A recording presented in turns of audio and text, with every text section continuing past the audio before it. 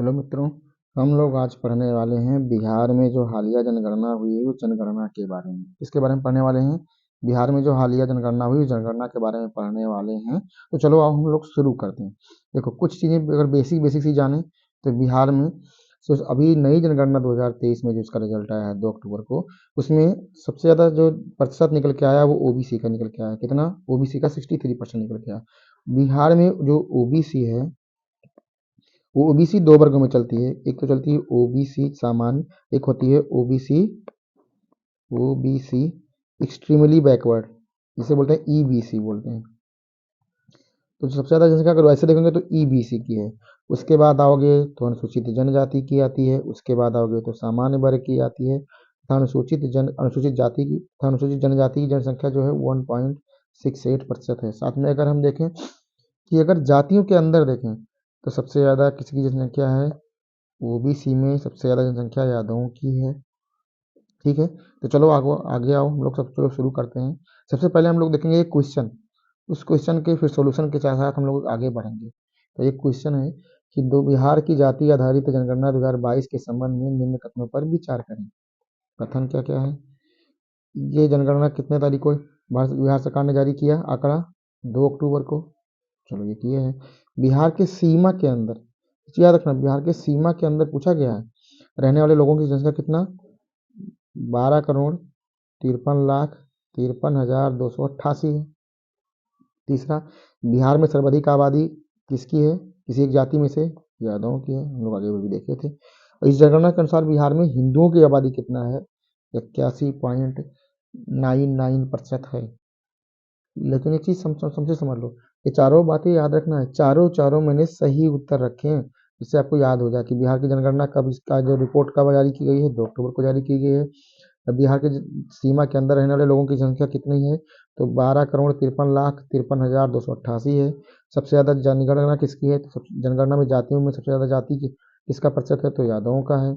और हिंदू कितने प्रतिशत हैं? तो लगभग 82% है। चलो हम लोग आगे शुरू करते हैं। उत्तर कैसा कौन सा सही है? चार के चारों सही है। देखो, बिहार की जो जनगणना हुई है, ये देश में पहला स्टेट बिहार बना है। पहला नंबर पर इस बिहार स्टेट बना है जिसने जातिगत जनगणना करवाया है। इसके पहले किसी भी राज्य में जातिगत जनगणना नहीं हुई थी।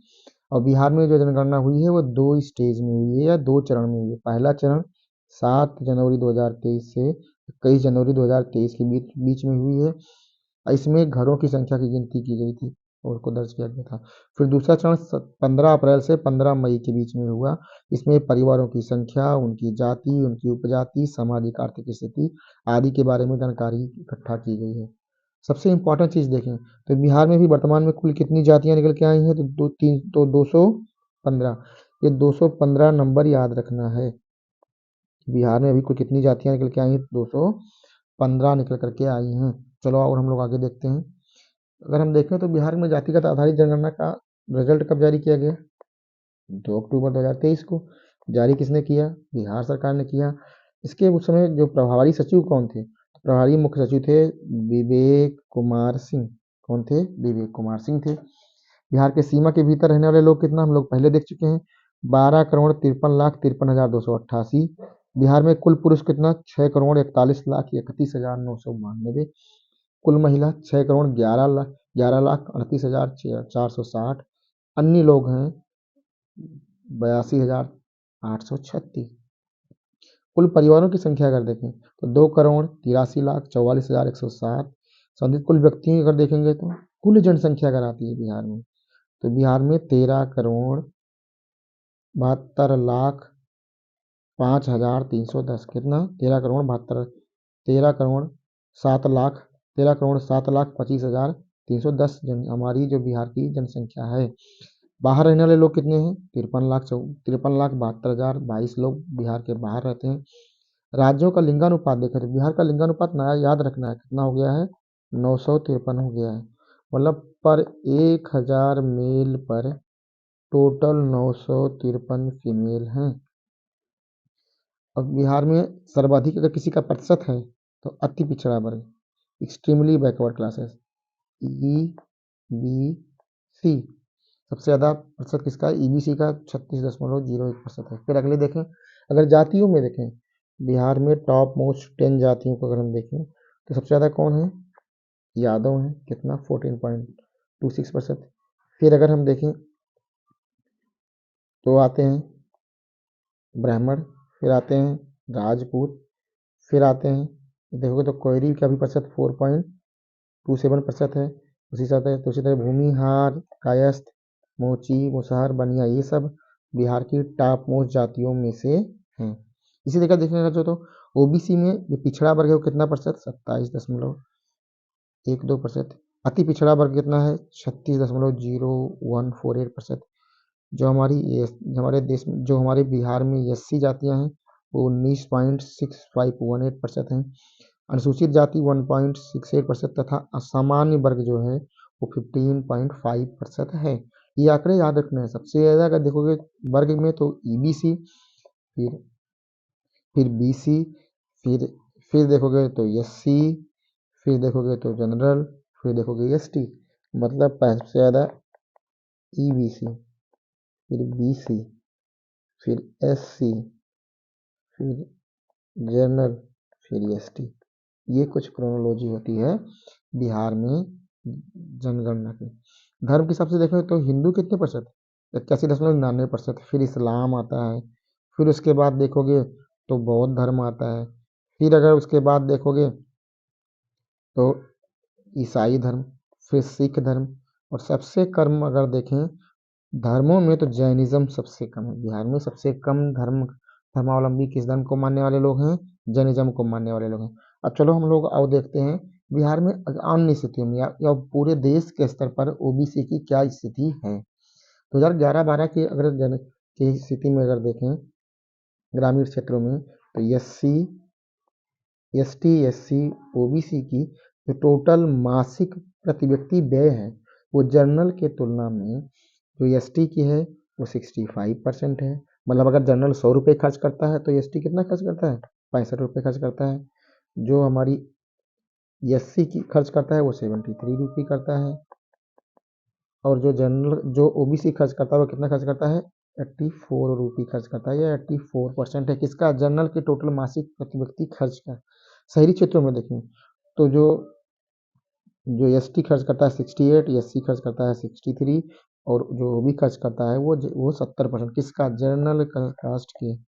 हम लोग देखेंगे जो एन एफ एच एस का जो सर्वे 2015-16 में आया था उस सर्वे के आधार पर गरीबी में अनुमान लगाएंगे कि भारत में गरीबी ओबीसी के में कितनी है, एससी में कितनी है, एसटी में कितनी है, जनरल में कितनी है। गरीबी के बारे में देखेंगे। देखो अगर देखें तो भारतीय आबादी में जो एससी, एसटी, एससी और ओबीसी का जो कुल मिलाकर के आबादी है वो कितनी परसेंट है? 73% है। मतलब टोटल आबादी का 73% तीन ही लोग हैं, एससी, एसटी और ओबीसी मिलाकर के। लेकिन ये तीनों मिलाकर के देश के टोटल गरीब लोगों में 84% है। जनसंख्या कितनी परसेंट? 73%। और गरीबी कितने, गरीब लोग कितना? 84%। मतलब ज़्यादा गरीब लोग हैं। अगला देखो, अगर हम poverty, Oxford poverty and human development initiative का अनुमान लगाएं तो भारत में एससी, एसटी और ओबीसी को मिलाकर के देश के कुल कितने गरीब शामिल हैं? 77.6% लोग गरीब हैं। और जो 2015-16 में ये गरीबी बढ़ के हो गई थी 84%। मतलब टोटल जो देश में जो टोटल गरीब लोग हैं उसमें से 84% लोग जो हैं किस वर्ग से आते हैं? या तो एससी हैं, या तो एसटी हैं, या तो ओबीसी हैं। ये कमीशन का नाम सुनेगा, सच्चर समिति है, सच्चर कमीशन। ये 2006 में बनी थी। ये मुस्लिम लोगों पर अनुमान लगा, गरीबी रेखा के बारे में जानकारी ले रही थी। ये जानकारी के लिए बनाई गई थी। इस कमेटी ने बोला था कि 31% जो इस्लाम धर्म को मानने वाले लोग हैं वो लोग क्या हैं? बीपीएल श्रेणी में आते हैं। अगले चलो हम लोग और आगे देखते हैं। शिक्षा में अगर देखें तो जो ओबीसी, एससी और एसटी की स्थिति है वो जनरल के तुलना में इनकी स्थिति कमजोर है। जैसे 75वें दौर के सर्वे में एक रिपोर्ट आई थी कि जो केवल जो एसटी हैं उनमें 3% लोग ही ग्रेजुएशन हैं। मतलब इन लोगों ने यूजी करके रखा है। फिर एससी के कितने? 4% लोग। ओबीसी के कितने? 6% लोग, और जनरल श्रेणी में 12% से ज़्यादा लोग ग्रेजुएट का हैं या ग्रेजुएशन करके रखे हैं। ये भी कारण है जनरल को आगे बढ़ने का, क्योंकि उनमें ज़्यादा एजुकेटेड लोग हैं। और अगर हम पोस्ट ग्रेजुएशन के बारे में देखें, पीजी के बारे में देखें, तो ये जो परसेंटेज है वो सामान्य वर्ग में 3% है, जबकि ओबीसी में 1% तथा अन्य पिछड़े तथा और देखें एससी एसटी में 1% से भी कम है। तो अगर कम एजुकेटेड हो तो कम कम आपका जीवन स्तर रहेगा, कम इनकम करोगे, कम खर्च करोगे तो बीपीएल श्रेणी में आओगे ही। जनरल में एजुकेशन हायर है। रोजगार के मामले में अगर देखें तो रोजगार के मामले में सामान्य वर्ग के पास जो टोटल सामान्य जनसंख्या उसमें से उस सामान्य जनसंख्या में से 30% लोग से अधिक लोगों के पास नियमित रोजगार है। क्या है? 30% से अधिक लोगों के पास नियमित रोजगार है। जबकि यही अनुपात अगर हम देखें तो ओबीसी में जो है ये कितना प्रतिशत है? 20% है। जबकि एससी एसटी में देखें तो ये 12% से अधिक नहीं है, उसी के आसपास है। अगर हम जहाँ तक इसके विपरीत अगर एसटी में देखें तो 29%, एससी में देखें तो 38% तथा ओबीसी में देखें तो 20% लोग कैजुअल मजदूर हैं, मतलब जो लोग दिहाड़ी मजदूरी पर निर्भर हैं। जबकि जनरल में ये आंकड़ा दिहाड़ी मजदूरी का 11% के आसपास है या 11.2% है। चलो और आगे देखते हैं। केंद्र सरकार का जो टोटल रोजगार है 2021 जनवरी में देखें अगर टोटल रिकॉर्ड तो उन्होंने लगभग 18.78% 7 लाख लोग जॉब करते हैं। इसमें से लगभग 52.7% लोग कौन है? जनरल कैटेगरी से आते हैं। उसके बाद देखोगे उच्च भुगतान पाने वाले लोगों में 64% किस कैटेगरी से आते हैं? जनरल से, सामान्य कैटेगरी से आते हैं। इससे पता चलता है कि जो स्थिति है वो जातिगत भिन्नता के कारण या आरक्षण आने के बाद भी मंडल सिफारिश को आधिकारिक रूप से करवाने के बाद भी स्थिति खराब है ओबीसी की, एससी की और एसटी की, चाहे वो टोटल जॉब के मामले में देख लो, चाहे वो एजुकेशन के मामले में देख लो, चाहे इनकम के मामले में देख लो, चाहे खर्च के मामले में देख लो, सारी के सारी मामले में उनकी स्थिति खराब है। अच्छा, जनगणना का अगर इतिहास देखें तो पहली बार भारत में नियमित जनगणना शुरू हुई थी 1881 में ब्रिटिश औपनिवेशिक प्रशासन में, और इस जनगणना में ही जातिगत जनगणना शुरू हो गई थी और ये चली थी 1931 तक। उसके बाद आज़ादी के बाद जातिगत जनगणना को रोक दिया गया था।